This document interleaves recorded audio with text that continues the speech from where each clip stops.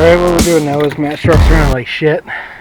So we're turning down his fuel pump a little bit and seeing if that'll help reduce the lope, and we think he's getting too much fuel right now.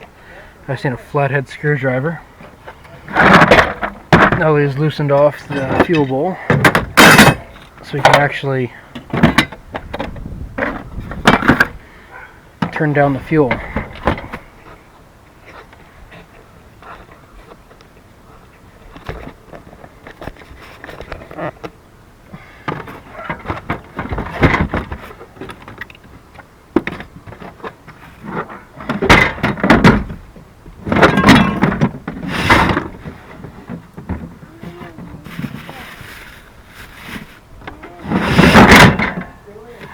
Huh? I'm looking for a screwdriver. Here. There's literally a box full of screwdrivers in there. Oh.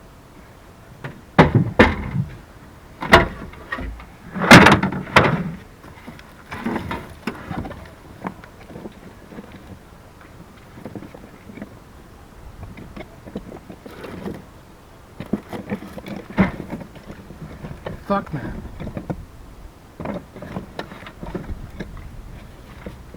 That tiny?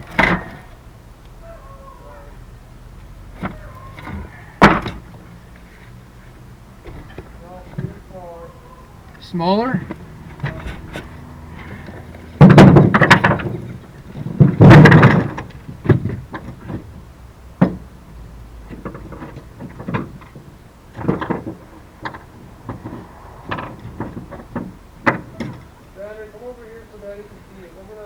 Here.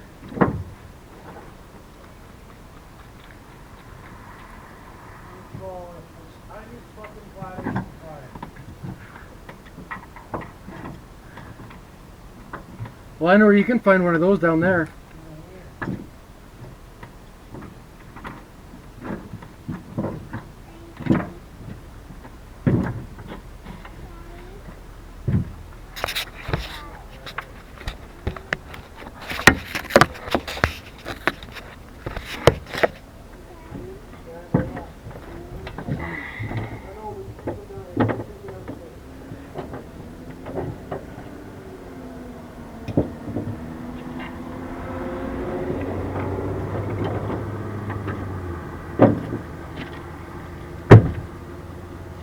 That's literally the smallest flathead that's in this box. Like, you need something that's not long? No, I need something that's wide.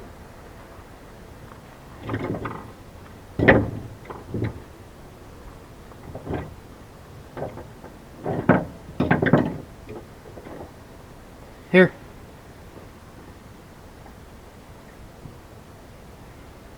That's the smallest one you got.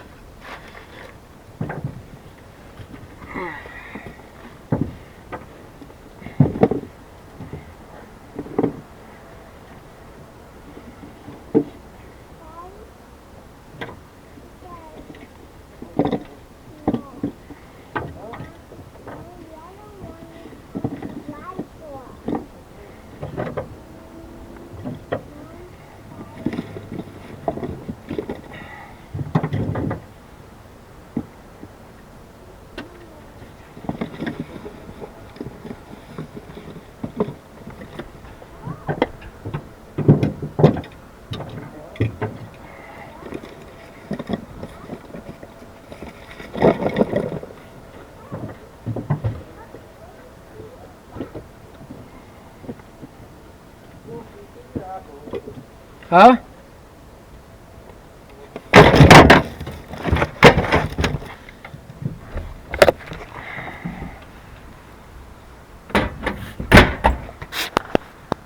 Alright, update. I've dropped off Matt's 6-liter Amarillo, and it is still running like shit. So I'm going to grab his Toyota, go back to my truck, and now I can start working on that at least. I gotta say, the interior of this Toyota is nice.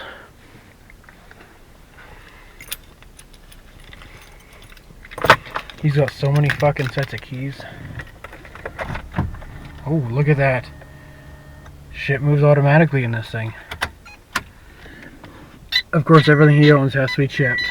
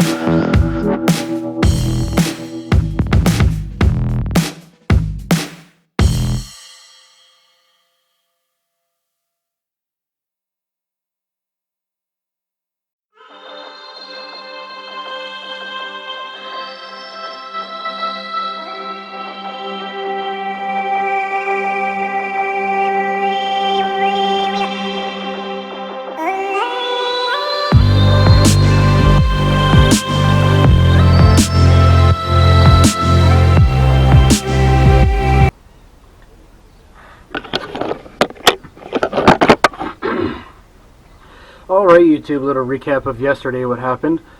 We were driving around Matt's truck after picking it up from the shop to see if we can get it to run any better. All 8 injectors were replaced as high-performance injectors. The injectors he had in there before were too small, so it wouldn't spool as big turbo. And injector 7 ended up shitting the bed in that truck. It gave a contribution balance code, I believe it was. And it was just running like complete shit. So we had all the injectors replaced, got custom tuning revised for the size of injectors that he's got, and for his turbo and whatnot. So everything was copacetic. And then we it just wasn't running right, even after having all the injectors fixed and paying $1,300 for the mechanic to fix the problem. Still wasn't fixed. As you see, it was it started up really good the first time, then it started loping really bad. So we were down to a few things. We thought maybe it was a washed cylinder, or it could be bad FICM. He has a 58 volt FICM in there right now, and we figured with his batteries constantly dying and having to boost the truck all the time that maybe it shot the FICM. I don't think that's the case. I think it maybe the IPR might have gone out on it. So he was fiddling around with his truck today, and he got it running. He got it running really well today. It was running fine. He was producing boost. It was working really well. And then it started to shit the bed again. So we think maybe the batteries and the IPR may be conflicting each other. So he went out and got new batteries, and I haven't heard since on if his truck is running properly or not. But dealing with that yesterday ended up consuming the day. And we couldn't replace the shocks in his Toyota, and we couldn't do what we were going to do to my truck. And he seems to be pretty busy today figuring out his truck, and I want to get stuff done to my truck, so we decided to part ways today. And I was going to do stuff to my truck, he was going to get his truck running, and then we'll get together my next set of days off, and we're going to replace the shocks in his Toyota, or maybe he'll end up doing it himself on his days off that he's got right now. So regardless, I'm going to spend the next few days here with my girlfriend. We're going to go on an adventure together. Probably head down to where the mud bogs were, take the dogs out for another run.